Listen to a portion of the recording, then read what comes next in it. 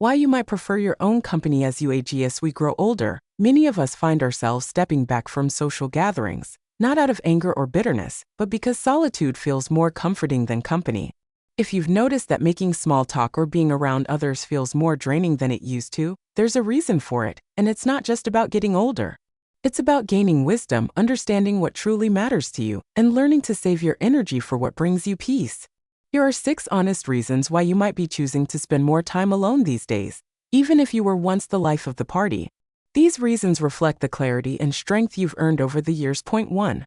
Saving your emotional energy as we age. Our emotional energy is like a bank account. We learn to spend it wisely. When we were younger, we might have had the patience for long, meandering conversations or chit-chat that didn't go anywhere. But now, even small talk can feel like a chore. It's not that you don't care about people, it's that you've learned to care more about what truly matters. Every phone call, visit, or social event takes something out of you, and if it doesn't leave you feeling fulfilled, you notice it right away. Take Frank, an 82-year-old who used to host monthly dinners for friends. Over time, he realized he was exhausted, not from cooking, but from keeping the conversation lively when no one else seemed to notice how much it took out of him. He stopped hosting, not because he didn't love his friends, but because he needed to save his energy for what truly nourished him. With age, you start to see time as precious, and you're less willing to spend it on things that leave you feeling empty. Choosing solitude isn't about being unfriendly, it's about protecting your peace. Point 2. Letting go of old roles. Over the years, you may have been the one everyone turned to, the listener, the problem solver, or the family glue. But those roles can start to feel heavy, like they're pulling you away from who you are now.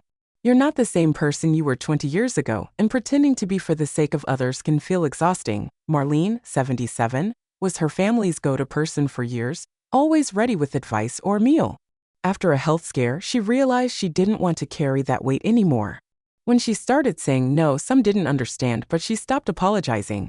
Stepping back doesn't mean you don't care, it means you're done playing a part that no longer fits.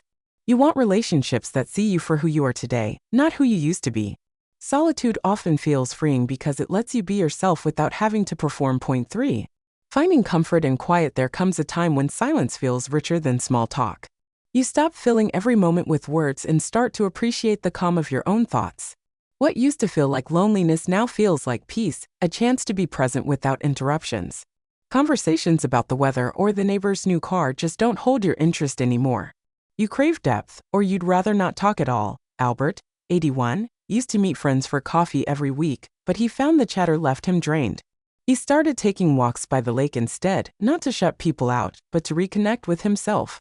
Choosing quiet over casual talk isn't about closing off, it's about coming home to what feels real. You still enjoy connection, but you want it to be meaningful, not just a way to pass the time. Point 4. Spotting hidden motives. With age comes a sharper sense of when something's not quite right. You've heard enough empty promises and seen enough mixed signals to know when someone's words don't match their intentions. Now, when you sense gossip, flattery, or an agenda, you quietly step back. Elaine, 79, used to brush off red flags to be polite, but she learned that politeness often cost her peace. Now, if someone tries to pull her into drama or seems to want something, she walks away. No fuss, just distance.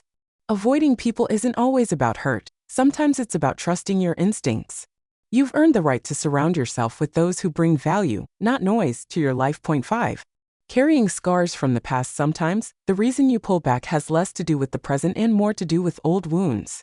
Maybe a friend let you down when you needed them, or someone you trusted broke your heart. Even if you've forgiven them, those experiences leave a mark. They teach you to be cautious, to hold back a little, not out of bitterness but out of self-protection. Charles, 84, said he wasn't angry about his past, but he was tired of being disappointed by people who didn't show up. He found more peace in solitude than in hoping for reliability that never came. When you choose distance, it's not because you've stopped believing in friendship, it's because you know trust is earned, not given freely. Your heart is still open, but it's guarded by the wisdom of experience. Point 6. Enjoying your own company. At some point, being alone stops feeling lonely and starts feeling like freedom. You no longer worry about missing out or keeping up with others.